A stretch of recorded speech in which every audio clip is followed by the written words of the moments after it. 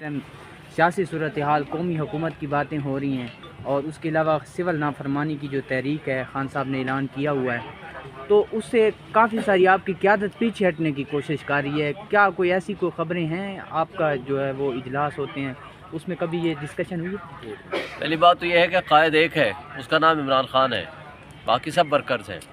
اور جو باقی ہماری ساری لیڈرشپ ہے وہ ورکرز بھی لیڈر ہیں، لیڈر بھی ورکر ہیں. اور دوسری بات یہ کہ ہماری صرف ذمہ داریاں ہوتی ہیں، تو لہٰذا ذمہ داریوں کو یہ کہنا کہ وہ لیڈرشپ میں آگے ہیں، ٹھیک ہے، having a respect for every one.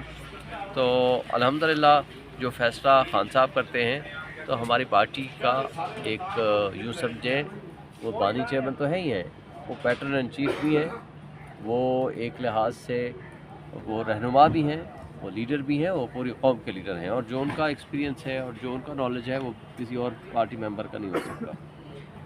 دوسری بات آپ نے جو بات کہی ہے قومی حکومت کی، قومی حکومت کا کیا مطلب ہے؟ قومی حکومت ہوتی ہے جمہوری حکومت، جس کو عوام نے منتخب کیا ہو وہ قوم کی حکومت ہوتی ہے. قوم کا اس وقت ایک ہی لیڈر ہے، قوم کا ترجمان ایک ہی ہے جس کا نام ہے عمران خان. چونکہ قوم 90% آج بھی صرف ایک لیڈر کے پیچھے کھڑی ہے، وہ عمران خان کے پیچھے کھڑی ہے. یہ کٹ پتلی جن کو ریجیکٹ کیا جا چکا ہے، جو 5000 ووٹ لینے کے قابل نہیں ہے، جو 2000 ووٹ لینے کے قابل نہیں ہے، ان کٹ پتلیوں کو ہماری اسٹیبلشمنٹ نے مسلط کر دیا ہے. اور ہماری اسٹیبلشمنٹ اس وقت اپنے بقا کی جنگ لڑ رہی ہے. ہماری اسٹیبلشمنٹ اس وقت جو ہے ان کٹ پتلیوں کو مسلط کرنے کے بعد خود پھنس گئی ہے، اور ان کی اپنی جس طرح ڈس رسپیکٹ ہوئی ہے اس سوسائٹی میں اور پوری دنیا میں، آج میں یہ سمجھتا ہوں کہ اسٹیبلشمنٹ کو ہوش کے ناخن لینے چاہیے. دیکھیں، ملک کی ترقی، ملک کو استحکام، ملک کو بہتر مستقبل دینا، وہ سب کی ذمہ داری ہے. وہ کب ممکن ہے؟ وہ تبھی ممکن ہے کہ جب آپ اس ملک کو سٹیبلٹی کی طرف لائیں گے، جب اس ملک میں امن قائم کریں گے، جب اس ملک میں رول آف لا ہوگا، جب اس ملک میں نظام انصاف بہتر ہوگا، تب آپ اس ملک کو ترقی کے راستے پہ ڈال سکتے ہیں. آپ نے دیکھ لیا، آپ ہی دیکھیں کیا ہوا شام میں. 50 سال انہوں نے ایک خاندان نے رول کیا، ظلم کیے، زیادتیاں کی، بالآخر بھاگنا پڑا. نہ صرف وہ بھاگے، آج ملک خدا نخواستہ خانہ جنگی کی کیفیت میں ہے. کہیں سے پتہ چلتا ہے کہ جناب امریکہ بیٹھا ہوا ہو گیا ہے، کہیں سے پتہ چلتا ہے روس بیٹھ گیا ہے، کہیں سے پتہ چلتا ہے کہ اسرائیل نے اٹیک کر دیا، کہیں سے پتہ چلتا ہے باغی آ گئے، کہیں سے پتہ چلتا ہے کرد آ گئے. لیکن سوال اگین یہ پیدا ہوتا ہے کہ یہ سچویشن کیوں پیدا ہو گئی؟ پچھلے 5-7 سال سے جب وہاں یہ لڑائی چل رہی تھی کہ اگر جمہوریت مستحکم ہو جاتی، لوگوں کو ان کو حقوق دیے جاتے، رول آف لا ہوتا، ملک میں بہتر قانون کی حکمرانی ہوتی، تو یہ دن نہ دیکھنا پڑتے. چھوٹے چھوٹے ملک آپ مثالیں دے دو، جہاں قانون کی حکمرانی ہوگی، جہاں انصاف کا نظام ہوگا، جہاں امن ہوگا، وہ ملک ہمیشہ ترقی بھی کرتے ہیں، وہ سٹیبل بھی ہوتے ہیں. تو لہٰذا آج ہمارے ملک میں جو پرابلم ہے وہ یہ ہے. ایسی کٹ پتلیوں کی قومی حکومت بنا لیں یا کہیں سے اٹھائیں، لا کر کے مسلط کر دیے جائیں اپنے مفادات، تاکہ آپ کے مفادات کا تحفظ کیا جا سکے، تو اس طرح کی حکومتیں نہ چل پاتی ہیں، نہ عوام ان کو ایکسیپٹ کرتی ہے. شعیب شاہین صاحب، یہ بھی بتائیے گا، مولانا فضل الرحمان صاحب نے جو ابھی دھمکی لگائی ہے لانگ مارچ کی، تو کیا پی ٹی آئی بھی اس کو جوائن کر سکتی ہے؟ اور یہ جو اس ٹائم صورتحال ہے، کیونکہ آپ کے اوپر تو جب بھی آپ اسلام آباد میں آتے ہیں آپ کے اوپر تو شیلنگ بھی کی جاتی ہے، ربر بلٹس بھی ماری جاتی ہیں، وہ سارا کچھ، لیکن کیا میاں اگر فضل الرحمان صاحب آتے ہیں تو ان کے ساتھ آپ آنے کو تیار ہیں؟ کوئی بیٹھنے کے چانسز ہیں؟ دیکھیں، ہماری مذاکرات چلتے رہتے ہیں ان کے ساتھ، ہماری مشاورت بھی چلتی رہتی ہے. وہ اگر فیصلہ ایسا کوئی ہوگا، مشترکہ ہم نے آنا ہوگا، تو ہم اس پہ بات کر سکتے ہیں اور اس پہ ڈسکشن ہو سکتی ہے. لیکن ابھی پری میچور ہے کہ اس موضوع پہ ہم کوئی بات کریں. لیکن مجھے نہیں لگتا کہ ایسی کوئی نوبت آئے، کیونکہ ان کو بھی پتہ ہے کہ یہ کٹ پتلی ہیں. وہ مولانا صاحب ایک دوسرے کو پہچانتے ہیں، وہ ان کی کمزوریاں جانتے ہیں، وہ ان کی کمزوریاں جانتے ہیں.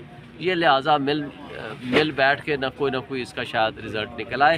مگر یہ مجھے بتائیں تھوڑا سا کہ ورکروں کا بہت زیادہ غصہ ہے، کیا डी चौक में वर्करों को और फोर्सेस को आमने सामने करके इस्लामाबाद की लीडरशिप कहाँ गई थी? देखिए, पहली बात तो ये है कि हम सब वर्कर्स हैं, हम सब वर्कर्स हैं। पहले तो मैं अपनी बात कर लूँ, क्योंकि किसी की बात करूँगा तो वो किसी के बारे में राय हो जाएगी ना। मुझे मेरी ज़िम्मेदारी थी right from the morning till night and on going process कि जी आपने वहाँ के जो प्रोटेस्टर्स हैं जिनके पास कोई ज़ाहिर बहुत सारी बड़ी फैसिलिटी नहीं थी खानों के बंदोबस्त की, तो जो कोई हमारे इधर भाई हैं, दोस्त हैं, उनको पर्सनली भी अपील करनी है और दोस्तों को लेकर भी आना है। खानों की तकसीम की ज़िम्मेदारी, खानों की प्रोविज़न की ज़िम्मेदारी वो मेरे ज़िम्मे लगाई और उसमें हमने कमेटी बना दी थी जिसमें फैसल अमीन साहब भी थे और बाकी कुछ दोस्त थे।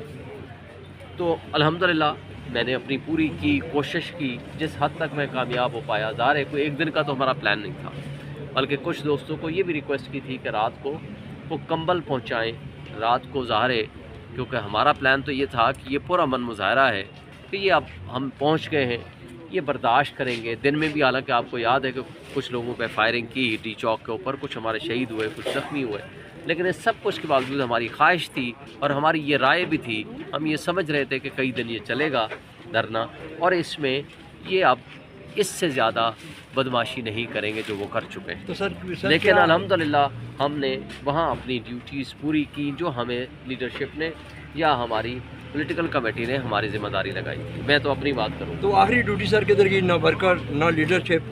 बुशरा बीबी कह रही है कि मैं रात को 12:30 बजे तैनात ही अकेली थी।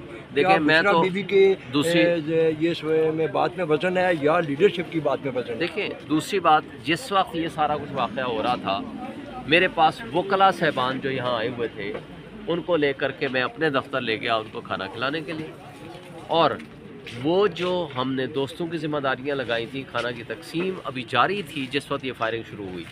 मुझे कॉल आई कि जनाब आधा खाना तकसीम हुआ है, आधा अभी बाकी है, इतनी फायरिंग है, इतना शोर शराबा है। तो अब उसके पास, वर्कर्स के पास भी दो ऑप्शंस थे। एक ये था कि वो ख़ुदकुशी करें, सामने गोलियां चल रही हों वो खड़े हो जाएं, देखें फिर हज़ारों की तादाद में लाशें बिखर जाएं, वो ख़ुदकुशी हराम है। एक है कि अपनी ज़िंदगी बचाएं, अपनी जान बचाएं, ताकि अगले लाहेअमल के लिए और अगले एक जिद्दोजहद के लिए या अगले जिहाद के लिए अपने आप को तैयार कर लें। That was a proper planning. मैं ये समझता हूँ ये दुरुस्त फ़ैसला था हमारे वर्कर्स का कि उस वक्त बजाय गोलियाँ खाने के और अपने आप को उस वक्त शहादतें देने के वो रिट्रीट करें ताकि अपनी प्लानिंग के साथ आ जाएं। देखें, आपका 10 लाख का मजमू हो, सामने 10 बंदे इस तरह की क्लाशनकोफ या मशीन गन्ने लेके खड़े हों तो आप मुकाबला नहीं कर सकते। या तो ये है वो ना कि हमारे लोग भी असला लेकर आए हुए हों। हम तो एक पुरअमन एहतजाज करने आए थे, हम तैयार थे शेलिंग के लिए, हम तैयार थे लाठीचार्ज के लिए, हम तैयार थे जेल जाने के लिए। ये ऑप्शंस हो सकते हैं। इसके अलावा या पानी, ठंडा पानी फेंकते, कुछ भी थे, लेकिन ये ऑप्शन हमारे जहन में नहीं था कि ये डायरेक्ट सीधी गोलियां मारेंगे, क्योंकि कोई भी लॉ इन्फोर्समेंट एजेंसीज अपने मुल्क के शहरियों को गोलियां नहीं मारता। सवाल साल तक, सदियों तक ये इनका पीछा करेगा, आखिर गोली क्यों चलाई। देखिए, हम पुरअमन लोग हैं, हम डायलॉग करते हैं, हमारे से आपका इख्तलाफ हो सकता है, आप कह सकते हो कि यहाँ नहीं बैठे, यहाँ बैठे, और यहाँ इस्लामाबाद में ही क्यों आए। ये आपको पता है कि हमारे खिलाफ जो हमारा पुरअमन जलसा था संजानी का, आपको पता है मेरे समेत हमारी सारी लीडरशिप को उठा के ले गए। क्या हुआ था, आप सारे गवाह हो। कोई एक वाक़या हुआ, मुझे कहते हैं मैंने पिस्तौल छीना, उसकी किसी की कनपट्टी पर रखा, किसी के पेट में मारा, किसी को पता नहीं क्या मारा, किसी को क्या किया, ये मेरे ऊपर है, और बाकी लोगों के ऊपर कितना हुआ, क्या हुआ, वो सब आपके सामने। लेकिन हम इस सब कुछ के लिए तैयार थे और हमें कोई एतराज़ नहीं है। ये इन कठपुतलियों का ये तरीका वारदात है, लेकिन ये जो तरीका वारदात अडॉप्ट किया कि सीधी गोलियां मारने वाला, ये गलत था। तो इसलिए मैं ये समझता हूँ कि ये सब कुछ जो कुछ हुआ है वो अनएक्सपेक्टेड हुआ है, लेकिन ये दुरुस्त फैसला किया है हमारे वर्कर्स ने या जिन लोगों ने भी अपने आप को पीछे हटाया, इसलिए कि ज़िंदगी बचाना लाजिम और फ़र्ज़ है और खुदा की दी हुई एक नेमत है, ताकि आगे हम जद्दोजहद में अपनी वो एनर्जी इस्तेमाल कर सकें। बहुत शुक्रिया sir, thank you so much.